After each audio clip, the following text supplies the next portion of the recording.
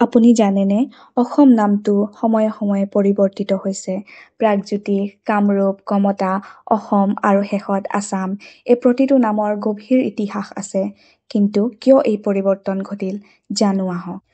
অসমৰ প্ৰথম উল্লেখ পোৱা নাম আছিল প্ৰাগজ্যোতিষ, অৰ্থাৎ পূৰ্বৰ জ্যোতিষবিদ্যাৰ নগৰী। সেই সময়ত জ্যোতিষবিদ্যা বেছি সমৃদ্ধ হৈছিল। কামৰূপ নামটো প্ৰথমবাৰ সমুদ্ৰগুপ্তৰ এলাহাবাদ শিলালিপিত উল্লেখ পাইছিল। এই নাম কামাখ্যা দেৱীৰ কিংবদন্তীৰ লগত জড়িত, য'ত ভগৱান শিৱই ৰোষত কামদেৱক ভস্ম কৰিছিল।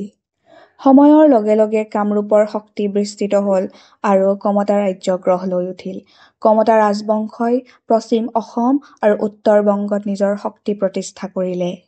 ১২২৮ খ্ৰীষ্টাব্দত চাওলুং চুকাফাই বৃহত্তৰ আহোম ৰাজ্য প্ৰতিষ্ঠা কৰিলে। আহোমসকলক অসম বুলি কোৱা হ'ল। মানে নাই আৰু সাম মানে সমান, অৰ্থাৎ অদম্য। অসম নামটোৰ প্ৰথম উল্লেখ পোৱা যায় মহাপুৰুষ শ্ৰীমন্ত শংকৰদেৱৰ ভাগৱতত। অসমীয়াৰ ভাষা, সংস্কৃতি আৰু ধৰ্মীয় ঐতিহ্য তেওঁৰ সময়ত এক নতুন ৰূপ ল'লে। ১৮২৬ চনৰ ইয়াণ্ডাবু সন্ধিৰ পিছত ব্ৰিটিছসকলে আহোম নামটো ভুল উচ্চাৰণ কৰি আছাম কৰিলে। ১৮৩৮ চনৰ পৰা প্ৰভিন্স অৱ আছাম বুলি স্বীকৃতি দিলে। এনেদৰেই প্ৰাগজ্যোতিষৰ পৰা কামৰূপ, কমতা, অসম, অসম আৰু শেষত আছাম নামটো প্ৰতিষ্ঠিত হ'ল। এই নামে হাজাৰ বছৰীয়া ইতিহাস আৰু গৌৰৱ বহন কৰি আহিছে।